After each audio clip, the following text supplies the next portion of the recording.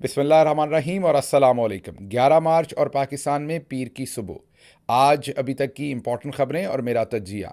सबसे पहले तो आप सबको रमज़ान करीम बहुत बहुत मुबारक हो। अल्लाह करे कि ये रमज़ान करीम हम सब के लिए रहमत का महीना साबित हो। आज फिर काफ़ी सारी ख़बरें हैं, इसलिए रन डाउन की बजाय हम सीधा ही ख़बरों की तफसील की तरफ चलते हैं। उससे पहले आपको याद करवाएं कि आपने अगर अभी तक इस चैनल को सब्सक्राइब नहीं किया तो ज़रूर कीजिए, ताकि आप हमारी आवाज़ को मजबूत कर सकें और ये दूर तक जा सके। पहली खबर आपके सामने रखते हैं कि आज शहबाज शरीफ की 14 रुकनी काबीना जो है वो हल्फ उठाएगी। उस काबीना का भी वही हाल है जो शहबाज शरीफ का है, और हल्फ उठाने वाले हमारी मुसल्लह अफवाज के commander in chief Asif Ali Zardari जो सदर पाकिस्तान हैं वो हल्फ लेंगे। और हल्फ देने वालों में जो हैं वो टोपियां बदली गई हैं, चेहरे वही हैं। इसहाक डार साहब ने पहले वजारत ख़जाना में काम डाला था, आप सबको याद है जिस तरीके से IMF को सबको अनॉय किया था, गीदड़ बब्तियाँ और जो कुछ हुआ था वो आप सबको पता है। अब इसहाक डार साहब जो हैं वो वफाकी वज़ीर ख़ारजा होंगे। जी हाँ, वज़ीर ख़जाना से भी ज़्यादा डेलिकेट मिनिस्ट्री उनको दी जा रही है। डंटोनक जो हैं वो आपके वज़ीर इत्तलात होंगे। और हम आपको पहले ही बता चुके हैं कि वज़ीर ख़जाना इस दफ़ा चौधरी निज़ामुद्दीन अपने पास रख रहे हैं। मोहम्मद औरंगज़ेब साहब को मशीर ख़जाना लगाया जाएगा। आज़म नज़ीर तारड़ जो पिछली इस्टेब्लिशमेंट को, पिछले चौधरी निज़ामुद्दीन को पसंद नहीं थे, इस दफ़ा फिर पसंद आ गए हैं और वो वज़ीर कानून होंगे। यही तो मसला है कि एक सीज़न हमें वो पसंद नहीं होते लोग, और अगले सीज़न हम उन्हीं को कभी वज़ीर दफ़ा बनाते हैं और कभी वज़ीर कानून बनाते हैं। एहसन इकबाल को वजारत मनसूबाबंदी दी जा रही है। उन्होंने कभी कोई मनसूबाबंदी की नहीं है, लेकिन बार बार उन्हें यही वजारत दी जाती है। तो ये तो पहली खबर थी। आज हल्फ उठाएंगे और फिर लूट मार का बाकायदा आगाज़ करेंगे अल्लाह का नाम लेने के बाद। और आपको पता ही है कि हामिद मीर साहब का एक कमेंट भी लीक हुआ था जियो टीवी पे, जब इसहाक डार साहब को बीपर पे लिया और उनका जैसे ही बीपर शुरू हुआ तो हामिद मीर साहब ने सरगोशी की थी कि आप देखिएगा कि ये अल्लाह और अल्लाह के रसूल सल्लल्लाहु अलैहि वसल्लम का नाम लेके फिर झूठ बोलेंगे। और वही एग्जैक्टली इसहाक डार साहब ने किया था उस बीपर। अगली खबर जो आपके सामने रखने जा रहा हूँ वो मेरे लिए भी उतनी ही तकलीफ़ का बायस है जितनी सुनने के बाद आपको तकलीफ़ होगी। दिल नहीं कर रहा ये खबर आपसे शेयर करने को, लेकिन फिर ये तकाजा भी है सच का कि आप तक सच पहुंचाया जाए। आपके हमारे सबके बहुत ही प्यारे और मोहतरम अनवर मकसूद साहब, जिनसे हम सब बहुत एहतराम भी करते हैं, लगाव भी करते हैं और उनकी ताज़ीम भी करते हैं, उनका पिछले दिनों एक इंटरव्यू आया, उसका कुछ हिस्सा आपको सुनवाएंगे। उस इंटरव्यू के बाद उनको उठाया गया, उनके साथ बदतमीज़ी की गई। वो बदतमीज़ी की गई कि जो आप किसी को किसी से भी नहीं करनी चाहिए, लेकिन छोटे बच्चे से भी, मीन अपने से छोटे के साथ भी वो सलूक कोई ना करे जो अपने से बड़े बुज़ुर्ग, बल्कि कौम के बुज़ुर्ग अनवर मकसूद साहब के साथ किया गया, जिनका पूरी कौम एहतराम करती है। मुझे तकलीफ़ हो रही है ये आपको रिपोर्ट करते हुए, शदीद तकलीफ़ हो रही है। अल्लाह करे मेरे अल्फाज मेरा साथ दें आपको ये बताते हुए। उनके मुंह पर रिपोर्टेडली थप्पड़ मारे गए। जी हाँ, ये मुझे रिपोर्ट हुआ ग्राउंड से। एक बहुत ही मुस्तनद सहाफ़ी ने मुझे ये बात बताई कि उनके साथ बहुत ही बदतरीन सलूक किया गया है उनको जब उठाया गया, और वजह उनकी क्या बनी वो इंटरव्यू है। उस इंटरव्यू का थोड़ा सा हिस्सा आपके सामने रखते हैं, सुनिए। अगर कायदे आज़म मज़ीद 4-5 साल जिंदा रह जाते हैं तो क्या तब भी पाकिस्तान के हालात यही होते हैं? और रहते कायदे आज़म जिंदा तो वो कोट लखपत में रहते अगर 1 साल रहे जिंदा, उन्होंने खुद देखा कि ये मैंने गलती की है मुल्क बना के। देखता क्या है मेरे मुंह की तरफ, कायदे आज़म का पाकिस्तान देख। अब डर लग रहा है, कोई मुस्तकबिल नजर नहीं आ रहा। हमें दुआ मांगना चाहिए कि कोई अच्छा फौजी आए, कोई अच्छा मुल्ला आए। इनके बगैर अब ये मुल्क नहीं चल सकता। आप भी जमहूरियत से नाउमीद हो चले? क्या की जमहूरियत? कब तक हालात ऐसे रहेंगे? 76 बरस हो गए, अभी तक हमारे पास बम है, कुछ नहीं है। और कुछ लोग कहते हैं एटम बम जो हमने बनाया इसी की वजह से शायद इसके मजीद टुकड़े नहीं हुए। टुकड़े क्या बेटा, मुल्क आधा रह गया है। सब कुछ वही हो रहा है इस आधे मुल्क के साथ। 71 में हुआ था, मुझे लग रहा है बंद हो जाएगा CPEC वगैरह। क्यों सर?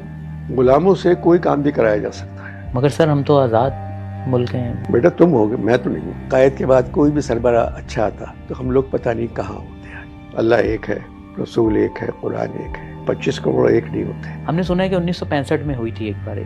फौज कम थी तो सभी फौजी बन गए थे, अब फौज ज्यादा है, आज भी सभी फौजी बनना चाह रहे हैं ताकि सुकून से रहे। सर 1971 में क्या जज्बा था? मैं तो अब तक रोता हूँ। हमने उनके साथ ज्यादती की। ज्यादती बहुत छोटा लफ्ज है। कभी इनकलाब आ सकता है पाकिस्तान में? इनकलाब के लिए जमीन बेकरारी रहेगी। इनकलाब को गुजरना चाहिए, नहीं गुजरेगा। जो बजट बनता है उसमें तालीम और सेहत के लिए जितने पैसे रखे जाते हैं, आपके ख्याल में ये इनफ है? नहीं बेटा, ये गाली है।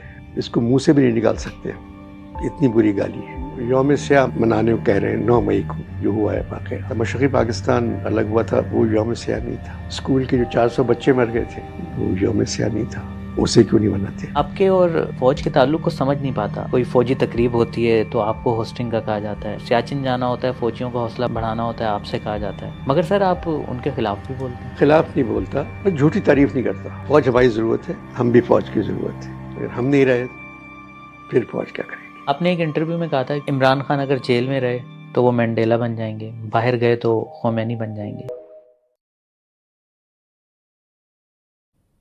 आपने सुना इस इंटरव्यू में उन्होंने कोई ऐसी बदलिहाजी बद इखलाकी, वो बद इखलाकी करते ही नहीं हैं। वो तो एक दानश्वर हैं, वो एक राइटर हैं, वो एक एक एक एक किसी भी सोसाइटी का जो खूबसूरत चेहरा होता है वो है अनवर मकसूद साहब। बुज़ुर्ग हैं, उनके साथ ये सलूक किया जाना, उनकी ज़ुबान बंदी है इस टाइम, और उनके साथ जो जुल्म किया गया उससे मैं शर्मिंदा भी हूँ। मेरी आंखें भी आपके सामने झुकी हुई हैं, हाँ पूरी कौम की एक दूसरे के सामने झुकी होंगी कि हम कहाँ तक पहुँच गए हैं कि अनवर मकसूद साहब जैसे बुज़ुर्ग के साथ हम मुंह पर थप्पड़ मारने तक चले गए हैं। मैं आपसे शर्मिंदा हूँ कि मैं आपको ये रिपोर्ट कर रहा हूँ, लेकिन हो रहा है ये सब कुछ हमारे इर्द गिर्द। दूसरी तरफ इसी से जुड़ी हुई खबर एक आपको और बताता हूँ। चंद दिन पहले इंटरनेशनल मीडिया को कैप्चर करने के लिए एक, क्योंकि इंटरनेशनल मीडिया जो वेस्ट है, मैं बार बार आपको बताता हूँ कि वो पाकिस्तान को बदकिस्मती से एक मजहबी इंतहा पसंद सोसाइटी और मुल्क के तौर पर देखता है, और ऐसी किसी भी खबर के ज़्यादा चांसेस होते हैं इंटरनेशनल मीडिया के अंदर जगह बनाने के। इस सारे मामले को देखते हुए, मुल्क की वक़ार, मुल्क की इंटेग्रिटी का सौदा करते हुए उस वक्त ये फ़ैसला किया गया कि एक जाली वाक़या बनाकर उसके अंदर एक जाली हीरो बनाया जाएगा। अचानक से एक औरत नमूदार होती हैं जो एक महंगे ब्रांड का कुर्ता जो सऊदी अरब में बनता है वो ख़रीदा जाता है, और वो पहनाकर उन्हें एक लोअर मिडिल क्लास मीन गरीब मार्केट में, कदरे गरीब मार्केट इचरा में भेजा जाता है उस खातून को। वहाँ पर एक गैर मुस्लिम के रेस्टोरेंट के अंदर उन्हें पनाह दी जाती है, बाहर पुलिस लग जाती है, बाहर खुद से ऐसे लोगों को भेजा जाता है जो उसके ऊपर एतराज़ करते हैं, शोर शराबा करते हैं। उसके बाद खुद से एक पुलिस ऑफिसर को वहाँ भेजा जाता है, पूरा मनोरंजन रचाया जाता है, उसको वहाँ से निकाला जाता है, उसको हीरो बनाया जाता है। विद इन आवर्स उनकी मुलाकात होती है पहले आर्मी चीफ के साथ, और उसके बाद वही सऊदी अरब जहाँ से वो कुर्ता आया था, जिन्हें ये तकाजा करना चाहिए था कि ये गलत पूरे का पूरा स्टांस था और उन लोगों को करार वाकई सज़ा मिले जिन्होंने ये सब कुछ किया, वो ये करने की बजाय उस पुलिस ऑफिसर को बुलाता है वही सऊदी अरेबिया, और कहता है कि इन्हें शाही मेहमान के तौर पर लेके जाना है। पुलिस ऑफिसर की ट्रेनिंग ऐसी होती है कि वो एक पुतले की तरह ऐसे ऐसे हाथ करके बात करती हैं, मीन ऐसे ऐसे, जैसे आप केक का स्लाइस करते हैं ना, तो वो बात करते हुए भी ऐसे ऐसे हाथ करके, मीन उन्हें पूरा सधा के पढ़ा के बताया जाता है कि आपने बैठ के ये बात करनी है। पूरी बात इंग्लिश में की जाती है, एक लफ्ज़ उर्दू में नहीं वो बोलती। मरियम के साथ मिलती हैं तो इंग्लिश में बात होती है। लौंडा लपाड़ा जी मंसूर अली ख़ान के साथ उनका इंटरव्यू होता है तो वो इंग्लिश में बात करती हैं, क्योंकि वो कम्युनिकेट कर रही होती हैं इंटरनेशनल मीडिया के साथ।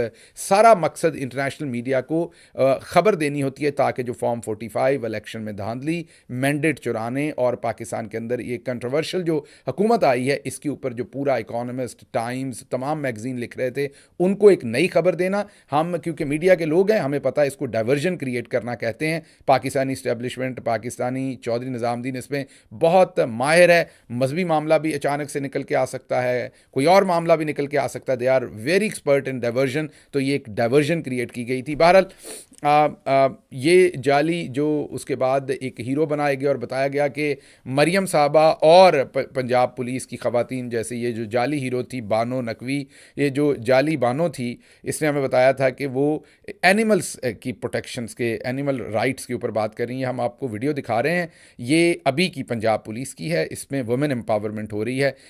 चीफ मिनिस्टर मरियम के सूबे के अंदर, ये थाने के अंदर हो रही है, बाहर नहीं, थाने के गेट पर हो रही है।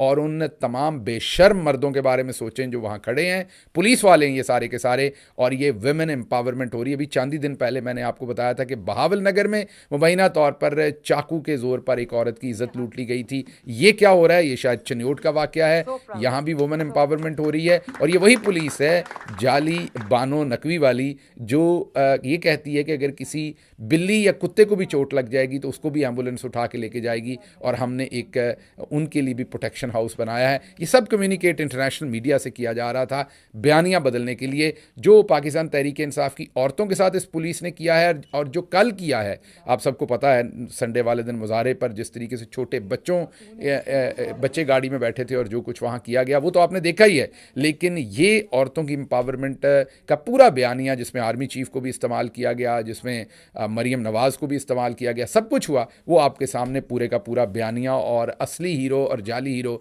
सामने पड़े। ये औरत जिसके साथ ये चनियोट में ये सब कुछ हो रहा है, ये असली हीरो है पाकिस्तान की, ये है वो औरत।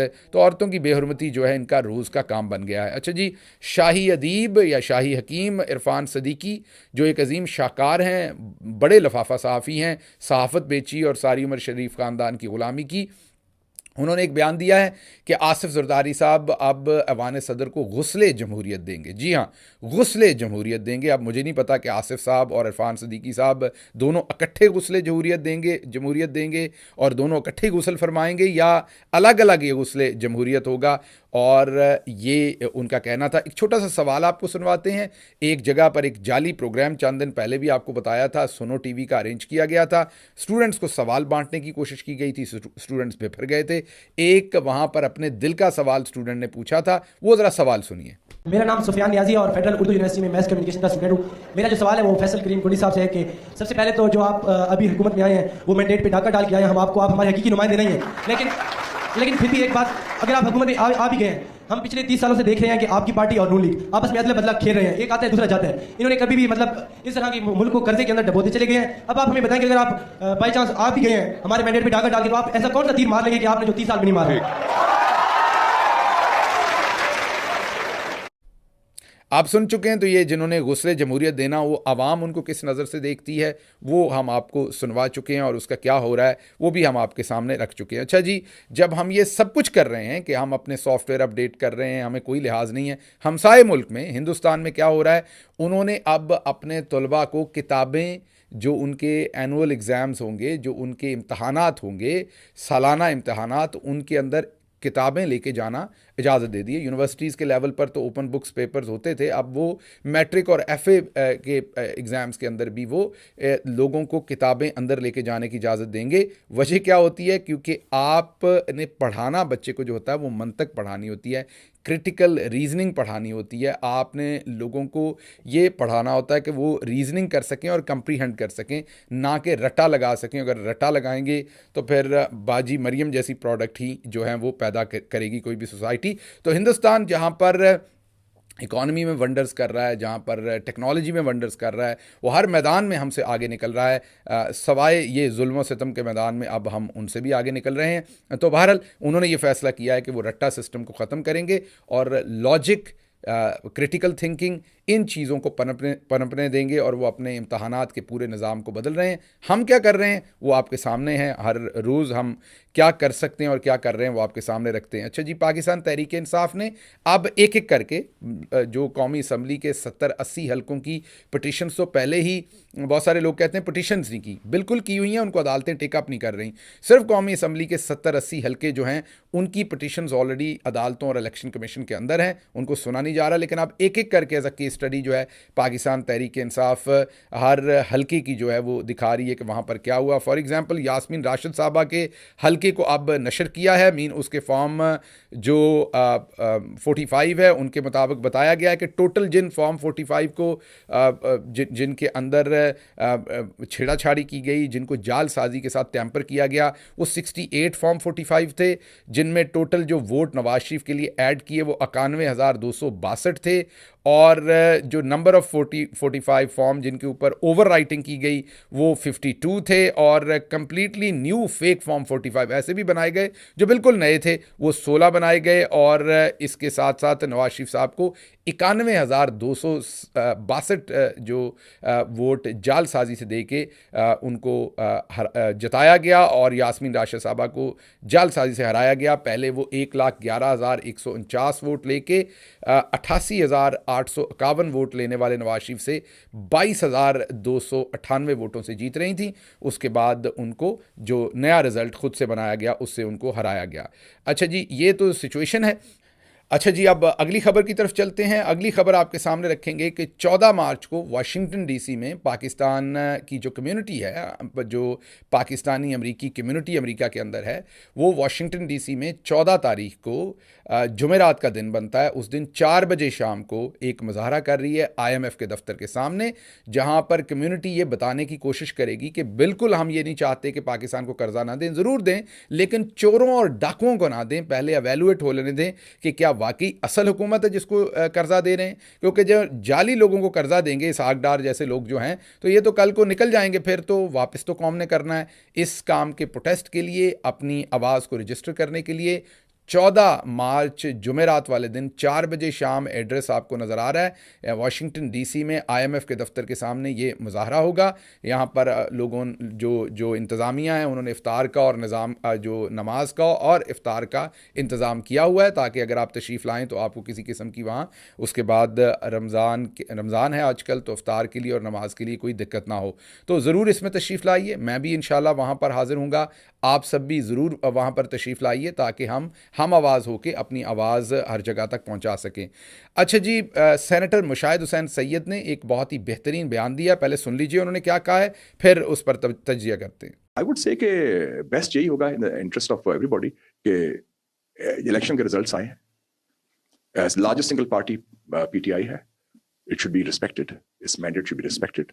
उनको ख़वातीन को सीट्स भी देने चाहिए, उनके गवर्नमेंट बन रही है सूबा खैबर पख्तूनख्वा में, वो भी बनाए, तो ये अच्छी बात है। देखिए ना, इस वक्त हमारा, आपने अफगानिस्तान की बॉर्डर हिला हुआ है, एक पार्टी है जिसको पख्तून यूथ ओन करते हैं या और भी यूथ ओन करते हैं। कम से कम ये तो मुझे खुशी है ना, वफाक को मजबूत करने में पार्टी का इंपॉर्टेंट रोल है। PTI का जलसा होता है तो कौमी तराना शुरू होता है, फिर कायदे आज़म का जिक्र होता है, फिर अल्लामा इकबाल का होता है। That's good for the federation. ये तो एक तकसीम नहीं कर रही लसानी बुनियाद पर या किसी और एथनिक बुनियाद पर, ये तो जोड़ रहे हैं। टॉकिंग ऑफ पाकिस्तान, आपने सुना कि मुशाहिद हुसैन सैयद क्या कह रहे हैं। उन्होंने कहा कि पाकिस्तान तहरीक इंसाफ के मैंडेट को मानना चाहिए। तहरीक इंसाफ इस वक्त एक कौमी जमात है, मुल्क को जोड़ने वाली है, और कोई जमात कौमी जमात नहीं है। तो हमारी इस्टेब्लिशमेंट को, चौधरी निज़ामुद्दीन को सोचना चाहिए कि तहरीक इंसाफ वो ढांचा है जिसके अंदर पूरी कौम जुड़ती है। आपको इमरान खान और पाकिस्तान तहरीक इंसाफ से फ़ायदा लेना चाहिए था। आपको इस जमात को और इस लीडर को पूरे मुल्क को जोड़ने, इत्तेहाद कायम करने और वसी तर कौमी मफाद की, एक तो जाली तरीके से ये टर्म यूज़ की जाती है, हकीकी तौर पर वसी तर कौमी मफाद के लिए आपको ऐसे इकदामात करने के लिए इस लीडर और इस जमात को इस्तेमाल करना चाहिए था जो कौम के लिए दूर रस नताइज ला सकते। लेकिन हम उसी जमात के पीछे पड़ गए हैं, हम उसी लीडर के पीछे पड़ गए हैं और मिटाने के पीछे पड़ गए हैं। ये बहुत ही अफसोसनाक बात है। एक जो एसेट है, जो एक कौमी असासा है, उसको इस्तेमाल करने की बजाय हम उसे ज़ाया करने के दर पे हैं। ये अल्लाह ही जानता है कि ये हम अकल की बात कर रहे हैं या हम क्या कर रहे हैं। इसमें मैं इसके ऊपर मज़ीद क्या लब कुशाई कर सकता हूँ, मेरा नहीं ख्याल कुछ कर सकता हूँ। गैलप पाकिस्तान के अंदर एक ऐसा सर्वे हाउस है। गैलप के जो मालिक हैं वो नवाज शरीफ के एडवाइज़र रहे हुए हैं माजी में, उनके साथ बहुत क्लोजली रिपोर्टेडली क्लोजली निटेड जो उनका एक पूरे का पूरा किचन कैबिनेट है उसका हिस्सा रहे हुए हैं। अक्सर ऐसे सर्वेज वो जारी करते हैं। इनका इंटरनेशनल गैलप सर्वे से कोई लेना देना नहीं, ये गैलप सर्वे पाकिस्तान है। तो ये ऐसे सर्वे इशू करते हैं जो सच पर मबनी नहीं होते। अब इन्होंने एक बारीक वारदात डाली है। सर्वे जो दिखने में आपको बहुत खूबसूरत लग रहा है, आपको पसंद आएगा वो सर्वे, लेकिन उसकी हकीकत गलत है। दिखने में वो क्या कह रहे हैं, दिखने में वो कह रहे हैं कि पढ़े लिखे लोगों ने पाकिस्तान तहरीक इंसाफ को वोट डाला है और जो कम पढ़े लिखे लोग हैं उन्होंने नून लीग और पीपल्स पार्टी को वोट डाला है। तो आप देखने पे तो खुश होंगे ये सर्वे देख के कि गिल साहब ये तो अच्छी बात है। वो ये कह रहे हैं कि पढ़े लिखे लोग जो बाशऊर हैं उन्होंने पाकिस्तान तहरीक इंसाफ को वोट डाला है।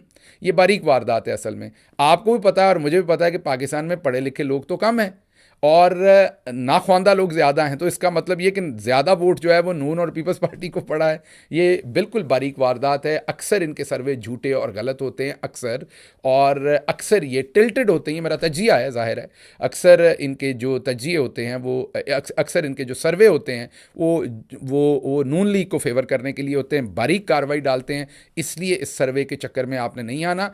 ओवरवेलमिंगली 95% पाकिस्तानियों ने, जिन्होंने वोट डाला उनमें से 90% लोगों ने दबाकर वोट जो है वो पाकिस्तान तहरीक इंसाफ को डाला है। Across the board, across the genders, मर्द हों, औरतें हों, बुज़ुर्ग हों, नौजवान हों, अमीर हों, गरीब हों, पढ़े लिखे हों, कम पढ़े लिखे हों, पंजाबी हों, वो सराइकी हों, वो पश्तून हों, वो बलोची हों, वो सिंधी हों, वो उर्दू स्पीकिंग हों, कश्मीरी हों, जितनी भी बाकी कौमें भी हैं, अगर मैं किसी का नाम नहीं ले सका तो माजरत। तमाम एथनिसिटीज़, तमाम फ़िरके, सब ने दबा कर वोट जो है वो इमरान खान को दिया। इसलिए ऐसी कोई भी जो बारीक कार्रवाई है उससे आपने मोहतात रहना है। अच्छा जी, आज का हमारा पंजाबी वीलॉग बड़ा इंपॉर्टेंट है। उसकी वजह यह है कि जो बाजी मरियम है उनको एचिसन कॉलेज, बाजी मरियम ने उनको कहा था मुझे बुलाएं, उनको बुलाया गया और बाद में कैंसिल कर दिया गया।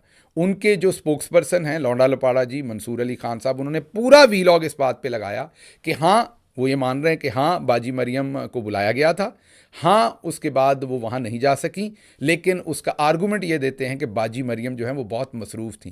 हालांकि आपको पता है कि लाहौर का शायद ही कोई घर छोड़ा हो जहाँ बाजी मरियम नहीं पहुँची हो, कोई बेकरी छोड़ी हो, कोई पेट्रोल पंप छोड़ा हो। बाजी तो सारा दिन लूर लूर फिरती हैं माजरत के साथ, एक जगह से निकल के दूसरी जगह पहुँच जाती हैं, दूसरी से तीसरी जगह पहुँच जाती हैं। उनके पास तो काम ही कोई नहीं है। उनको ये भी नहीं पता कि उनका काम डिलीवरी है, पूछना नहीं है। वो पुछदी फिरदी है पूरे शहर दे कोलों, आपके लिए मैं क्या कर सकती हूँ, आपके लिए मैं क्या कर सकती हूँ। बाजी सबसे पहले तो आप झूठ बोलना बंद कर सकती हैं, फिर लूटी हुई दौलत वापस ला सकती हैं। मेरी लंदन तो क्या पाकिस्तान में भी कोई प्रॉपर्टी नहीं थी। फिर आप ये कर सकती हैं, किसी दिन किसी ने अगों कह देना है कि बाजी आप सबसे पहले तो जो लूटी हुई सीटें हैं वही वापस कर दें, आप ये कर सकती हैं। तो लौंडा लपाड़ा जी ने यह साबित करने की कोशिश की कि बाजी मरियम बहुत मसरूफ़ थी इसलिए वहाँ जा नहीं सकी। तो ये उनका झूठ। और फिर बाजी ने कहा कि मैं तो आप पंजाब दी कुड़ी हैं, मैं तो उस टाइम से परेशान ही हो गया हूँ। एडियाँ अगर मार्केट दे विच हुण इस उम्र दियां कुड़ियाँ आनियां शुरू हो गई ने मेरी बाजी वालियाँ, तो फिर पाकिस्तान का क्या बनेगा। क्योंकि बाजी मेरी 55 को हैं, अब तो मैं मुंडा नहीं रहा, बाजी का छोटा भाई, तो बाजी कहाँ से कुड़ी रह गई। तो बाजी ने ये जो कह के, तो जो कुड़ियाँ हैं असल में 20, 25, 30 साल तक की कुड़ी होती है, जो हमने सीखा और सुना है, तो जो कुड़ियाँ हैं असल में उनको तो फिर दूध पीती बच्चियाँ ही कहना पड़ेगा। तो ये सारा जो मामला है, बाजी मरियम जो पंजाब की कुड़ी हैं और जो एचिसन का लौंडा लपाड़ा है, इसके ऊपर हमने एक भरपूर पंजाबी वीलॉग किया है, क्योंकि ये उसी के शान निशान था। उसको देखिए। मुझे फ़िलहाल यहाँ से इजाज़त दीजिए। अल्लाह आपका हामी और नासिर हो। पाकिस्तान जिंदाबाद।